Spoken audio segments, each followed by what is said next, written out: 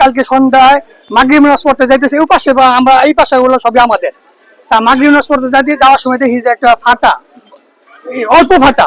তখন মাগরিব নামাজ পড়া 6টার সময় বাসায় আসা আরো দিয়ে এরকম ফাটে গেছে গা, বড় ফাটা বাড়তেই আছে। তখন আমার পাশে আমার বোন আছে, বড় বোনকে ডাকলাম। বড় বোন মনে করছে নর্মাল ফাটা, পরে বলতেছে এদেরকে ডাকাই না, এটা রিপেয়ারিং করে ফেলা। তখন আমি বলছি যে না, এটা রিপেয়ারিং এর ফাটা না, এটা অনেক বড় ফাটতেই আছে, বাসা ফেটে দিতেছে। পরে আমার বড় বোন আইসে দেখছে। দেখার পরে আমরা ফায়ার সার্ভিসে ফোন দিছি। ফায়ার সার্ভিসের থেকে ফায়ার সার্ভিসের অফিসাররা আসছে, আইসা সরজমিন তদন্ত করে আইসা দেখছে যে বলছে যে না, এটা তো বিরাট খারাপ, খুব খারাপ অবস্থা। বাসার যে ভাড়াটিয়ারা ছিল 9টা ভাড়াটিয়া, এটা আমরা 1,50,000 টাকা ভাড়া পাই। এই ভাড়ার টাকা দিয়া আমার আম্মার চিকিৎসা হয়, আমাদের ভাই বোন যে 22টা এদের পড়ালেখার খরচ চলে এই বাসা দিয়া। ওই পুরান বাসার গ্যাসের বিল টিল, অর্থাৎ এই বাসা দিয়ে আমাদের সংসারের খরচ চলে। 1.5 লক্ষ টাকা ভাড়া পাই। এই ভাড়াটা পরে স্যার এগুলা ভাড়াটিয়া নামাই দিল। আমি বললাম যে স্যার, ভাড়াটিয়া নামাই দিলে তো আমরা ক্ষতিগ্রস্ত। পরে বলছে যে না, এখানে কোনো মানুষই থাকতে পারবে না। কারণ প্রশাসনের কথা তো আমার মানতে হবে। কালকে রাত্রে ভাড়াটিয়ার মানুষ সব নামাই দিছি, আজকে বিভিন্ন ভাবে মালামাল নিয়ে যেতেছে। তারপরে ফায়ার সার্ভিস থানায় ফোন দিছে, থানার অফিসাররা আসছে, আইসা এখানে কাজ বন্ধ করে দিচ্ছে। এখানে কোনো লোক কোনো কিছু কাজ করতে পারবে না, থাকতে পারবে না, এটা অনেক রিস্কি। আর তারপর বলছে যে আগামীকালকে এই প্রশাসনের লোকেরা আসবে, তখন আইসা তারপরে এটা ইনভেস্টিগেশন করবে, তদন্ত করবে। অনেক ঝামেলা আছে, আপনি এই বাসার ভিতরে যেন কেউ না ঢুকে। আর সিটি কর্পোরেশনের থেকে আমি বলছে যে এরা একটা ফর্ম দিছে, ওই ফর্মটার মধ্যে অভিযোগ লিখে তাদের কাছে জমা দিতে বলছে। না না, পাইলিং করা হয়েছে না। কে বলছে পাইলিং ছাড়া কোনো বিল্ডিং হয় নাকি? পাইলিং আমরা দুই ধরনের পাইলিং আমরা জানি, একটা হলো সোয়েল পাইলিং, আরেকটা হলো সিটি পাইলিং, মানে এই যে এটা ঢালাই পাইলিং। তা আমরা তো ছোট বাসা, আমাদের এই পাইলিং লাগে না ওই সময়। এটা 2012-13 সালে করা হয়েছে, 3 তলা। তারপরে আমরা এই যে 24-25-এ করলাম 4-5 তলা, বুঝছেন? এটা বেশি দিন আগে করা। এই যে বাসা মাত্র রং করার জন্য, এই যে মাত্র কালকে রঙের লুক লাগাইছিলাম বাসাটা রং করার জন্য, এটাই লাগাইছিলাম। হ্যাঁ, দেখেন আপনি বলতেছেন আমার বাসা কিছু হয়ে গেছে গা। এখন যে ওনারা কালকে আবার বালু ফলাইলো, আপনার এই বিষয়ে কালকে ওনারা রাত্রে, আমি তো আমাকে বলছি যে আপনি সারা রাত তো বাসাটা একটু খেয়াল রাখেন। থানার প্রশাসনের কর্মকর্তারা, এই ফায়ার সার্ভিসের লোকেরা বলছে যেখানে অনেক সমস্যা হইতে পারে, আপনি একটু আজকে রাতটা একটু কষ্ট করে আপনি খেয়াল রাখেন।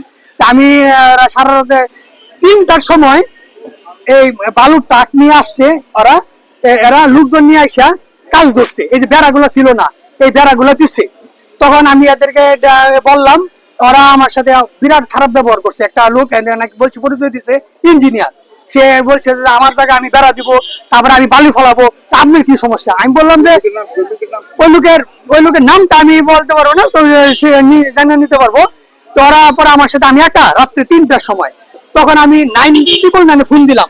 999 ফোন দেওয়ার পরে 999 থেকে আমাকে থানার সাথে যোগাযোগ করাই দিল। থানার সাথে যোগাযোগ করে থানার সাথে বললাম যে আমি একা, আর আপনার অফিসাররা এখানে নিষেধ করে গেছে, কেউ যদি না আসে, কাজ না করে।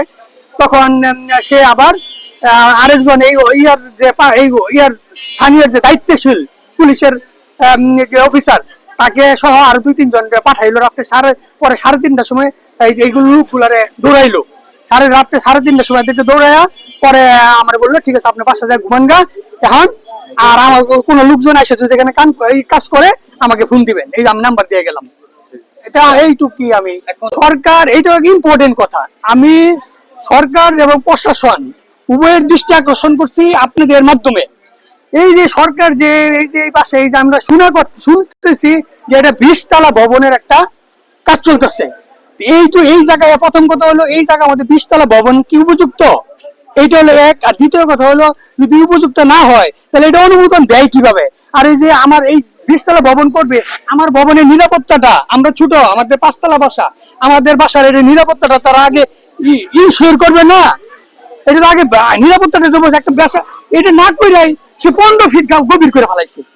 20 ফুটের গার্ডার 15 ফিট গভীর করে মাটি উঠে ফেলছে। এটা 5 মিনিটে কি শক্তি থাকবে? এইটা প্রশাসন দেখবে। আবার আমরা যথাযথ ক্ষতিপূরণ চাই।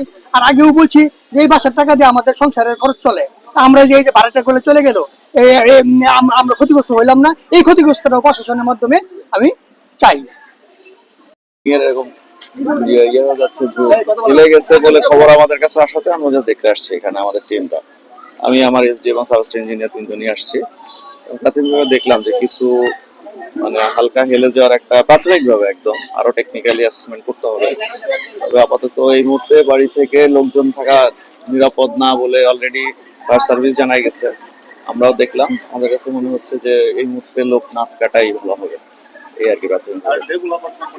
ডেভেলপার কোম্পানির বিষয়টা আসলে বাড়ির মালিক যিনি আছেন উনি তাদের সাথে শেয়ার করে, এখন যেহেতু উনি নিরাপদ বোধ করছে না, ফায়ার সার্ভিসও বলে গেছে যে এখানে থাকাটা ঠিক হবে না, তো সেই হিসাবে উনি তার অভিযোগ জানাইতে পারে সিটি কর্পোরেশনের মাধ্যমে। ধন্যবাদ সবাইকে।